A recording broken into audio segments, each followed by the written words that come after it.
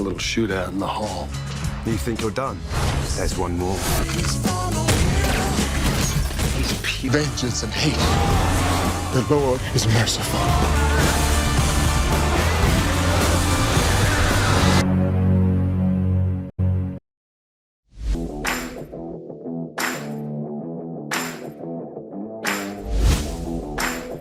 Halo teman-teman semua, bagaimana kabarnya? Semoga dalam keadaan sehat selalu dan diberi kelancaran dalam segala aktivitasnya.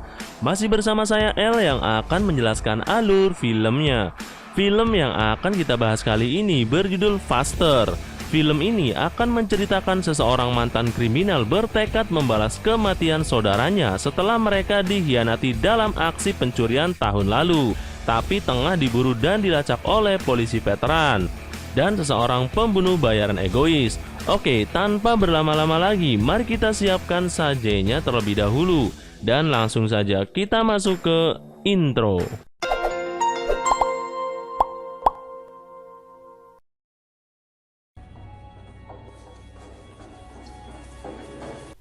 Film akan berfokus pada seseorang narapidana yang sudah dinyatakan bebas tepat hari ini, di mana dia nampak terburu-buru seperti sudah tidak sabar untuk segera melakukan sesuatu. Pria ini dipanggil dengan nama Driver.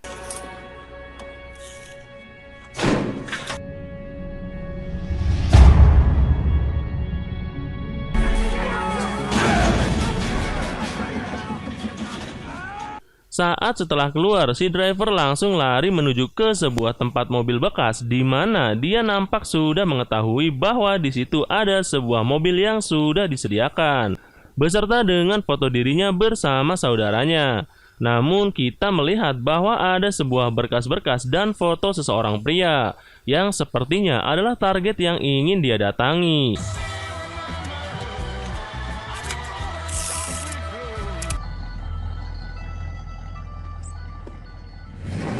Benar saja, si Driver langsung mendatangi pria itu di sebuah kantor dan membunuhnya tanpa rasa ragu sedikit pun. Bahkan dia sama sekali tidak peduli dengan kamera CCTV yang sedang merekam aksinya tersebut.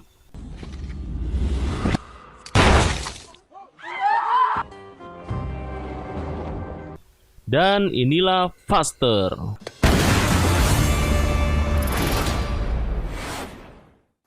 Di sisi lain, kita akan melihat seseorang pecandu narkoba yang terlihat sedang membeli barang haram tersebut, di mana Anda akan terkejut ketika mengetahui bahwa ternyata si pecandu ini adalah seseorang petugas penegak hukum yang kita panggil saja si polisi.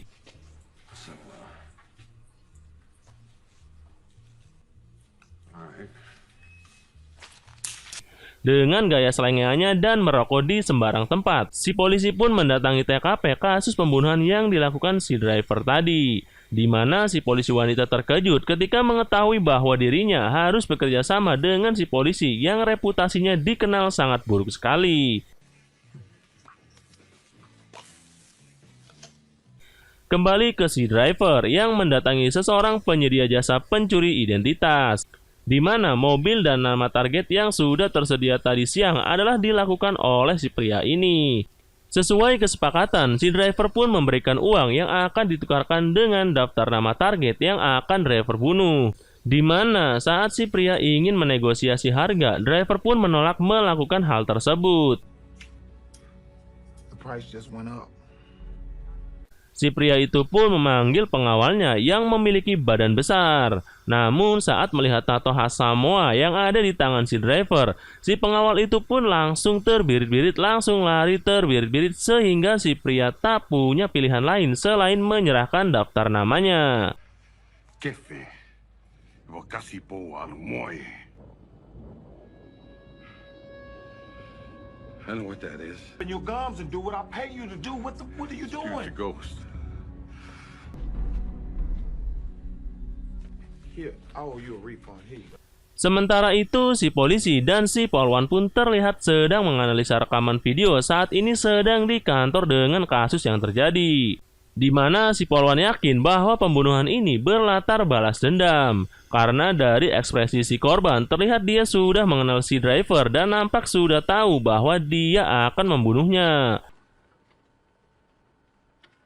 That's not just fear, that's recognition.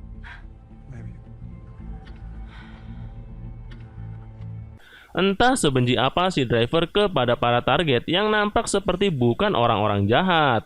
Karena jika dilihat dari foto dan pekerjaannya, mereka seperti orang baik yang memiliki pekerjaan yang baik.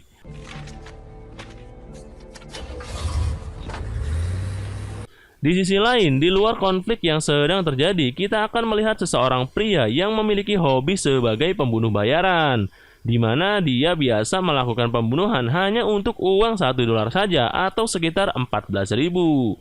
Karena pada dasarnya dia mencari tantangan untuk mengalahkan rekor seseorang dan mencapai titik tertinggi pada pencapaian dalam hidupnya.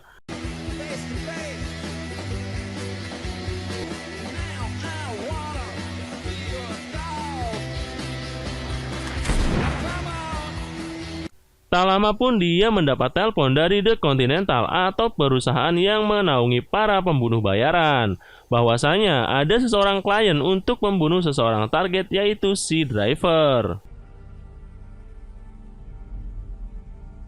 Sementara itu, si polisi dan polwan akhirnya berhasil mengungkap asal-usul si driver, yang ternyata dulunya adalah seseorang supir bagi para perampok bank, di mana dia dan sang kakak alias saudaranya yang terkenal memiliki kemampuan melarikan diri dan merampok yang sangat lihai. Namun selesai menjalankan aksinya, mereka pun disergap oleh sekelompok lain sehingga si kakak harus tewas digorok dan si driver sendiri ditembak dari belakang tepat di tempurung kepalanya oleh salah satu orang dari mereka.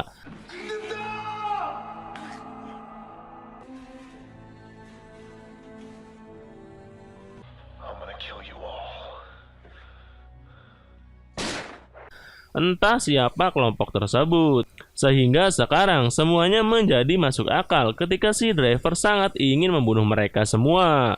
Karena dengan bangkitnya dia dari kematian, bukan bangkit sih tapi lebih beruntung aja gitu. Karena pelurunya tembus pipi dan tidak mengenai bagian vital dari otaknya, sehingga untuk para pelaku siap-siap saja akan diburu dan akan menghadapi kematian dengan cepat atau lambat. He's got a metal plate holding the back of his head together.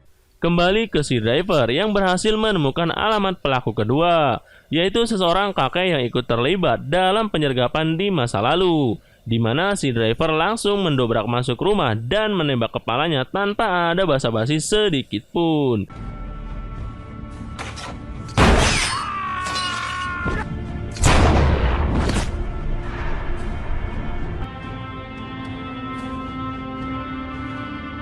Saat akan pergi, si pembunuh bayaran sudah ada di sana, di mana mereka terlibat adu tembak yang membuat si pembunuh bayaran kewalahan, sampai-sampai tangannya bergetar ketakutan, yang mana hal itu baru sekali dialami sepanjang karir pembunuhannya, sehingga dia semakin berambisi untuk mendapatkan si driver. Namun karena motivasinya berbeda, si driver pun berhasil lolos pada hari itu.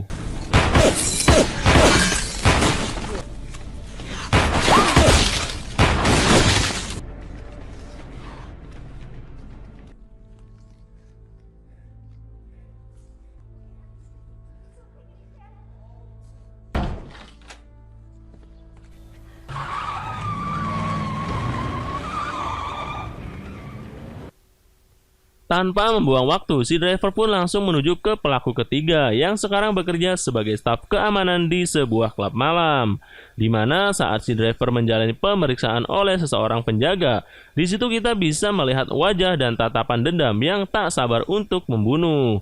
Di mana si driver masih ingat betul bahwa tangan pria itulah orang yang telah menggorok leher saudara laki-lakinya. Dengan tusukan penghancur es, si driver pun mendatanginya di toilet kemudian menguncinya dari dalam, di mana si driver bisa dengan mudah menikamnya beberapa kali sampai si pelaku terjatuh dan tidak berdaya.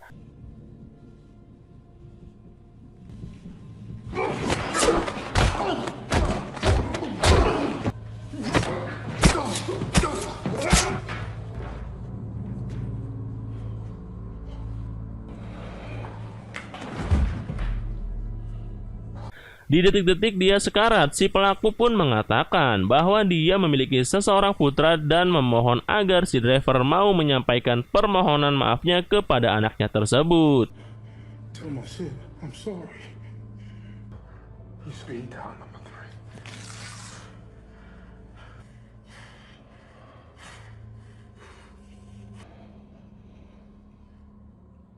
Your father's sorry.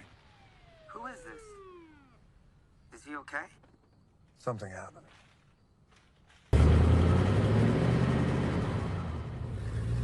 Di sisi lain, si pembunuh bayaran terlihat sangat bahagia karena baru saja menikah. Dia mengatakan kepada istrinya bahwa dirinya akan pensiun dari pekerjaan membunuhnya. Tapi karena wajah dan kemampuan si driver terus membayanginya, si pembunuh bayaran kembali panas dan nekat melakukan pembunuhan sekali lagi, hanya untuk bisa menyaingi dan membunuh si driver.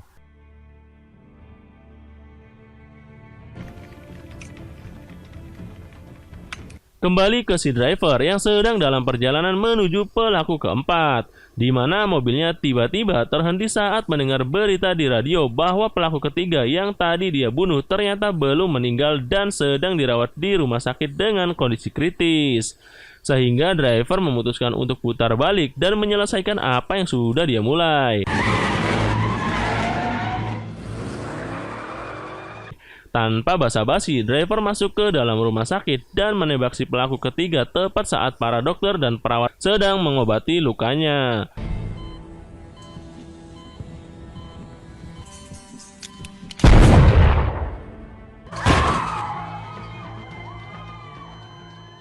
Si polisi yang kebetulan ada di sana langsung bergerak ketika mendengar suara tembakan, di mana dia mencoba mengejar si driver ke bawah tanah. Dan tiba-tiba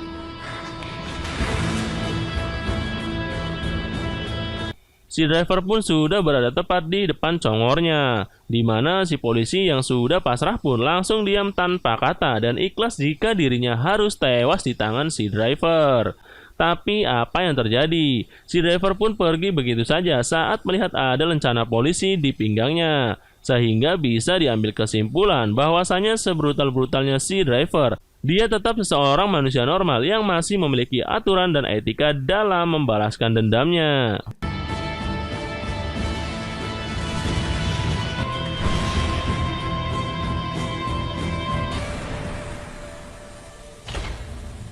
Saat akan pergi, si driver pun langsung disambut oleh si pembunuh bayaran yang berambisi mendapatkannya, di mana mereka terlibat kejar-kejaran yang membuat si pembunuh bayaran terpojok. Saat ada kesempatan, si driver pun tak menembak orangnya, tapi ban mobilnya, di mana si pembunuh bayaran justru membalasnya dengan sebuah tembakan mematikan yang berhasil menyerempet leher dari si driver.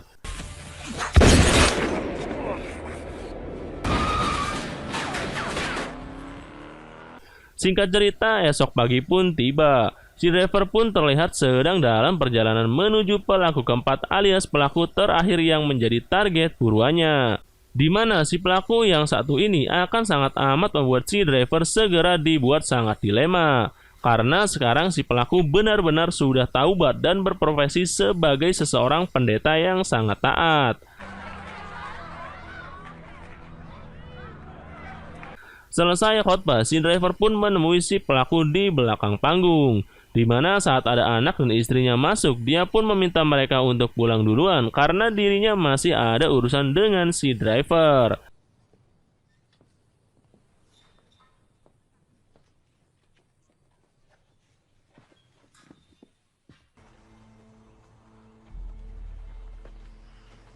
Setelah perjalanan keluar agak jauh dari tempat khotbah, si pelaku atau yang sekarang menjadi bapak pendeta pun ikhlas jika memang si driver mau membunuhnya dan jika memang itu yang terbaik dan membuat si driver menjadi merasa lebih baik. Beliau pun pasrah dan menyerahkan semuanya kepada Tuhan.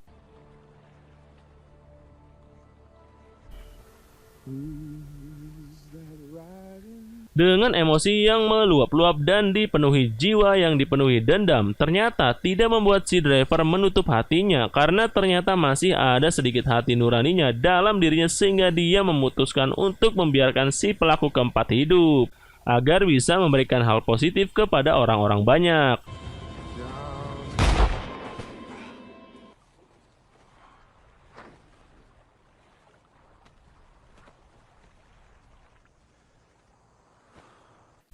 Ketika misinya telah selesai dan dendam saudaranya sudah terbalaskan, si driver pun duduk di bangku jemaat. Namun tiba-tiba muncul si pembunuh bayaran yang langsung menodongkan pistol kepadanya dan meminta sedikit hormat sebagai sesama pembunuh. Namun karena si driver tidak memiliki dendam terhadapnya dan merasa bahwa tidak ada masalah dengannya dan menodongkan pistol, dia pun terlihat diam dan duduk tenang tanpa melakukan perlawanan apapun. Sehingga hal itu semakin membuat si pembunuh bayaran kesal karena merasa tidak dihargai sebagai seseorang pembunuh yang profesional yang sudah melanglang buana kemana-mana. Saat si pembunuh bayaran akan menembaknya, muncullah si polisi yang datang ke lokasi dan meminta si pembunuh bayaran untuk menurunkan senjatanya.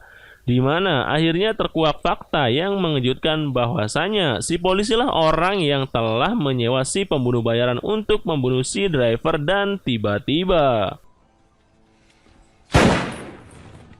si polisi pun menembak driver tepat di bekas luka tembakannya dulu.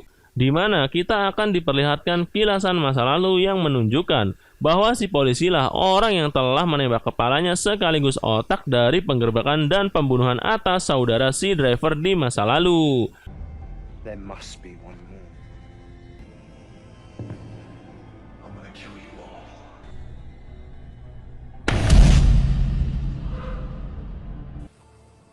Forgot to pay you. You know what? Keep it. I didn't earn it. Di saat bersamaan, kita akan melihat si Polwan yang sedang dalam perjalanan menuju ke TKP, di mana dia terkejut saat melihat berkas-berkas yang baru saja diterima karena di situ terdapat 5 pelaku, termasuk si polisi di mana 4 pelaku dulunya adalah para informan yang dikendalikan langsung oleh si polisi. Go with the flow, my ass. Kembali ke si polisi yang sedang menelpon romantis dengan sang istri di mana dia mengatakan bahwa dirinya akan segera pulang dan ingin segera melakukan olahraga. Tapi tiba-tiba si driver pun ternyata masih hidup berkat plat besi yang digunakan untuk menyambungkan tengkorak kepalanya yang pecah akibat tembakan si polisi di masa lalu. Metal plate.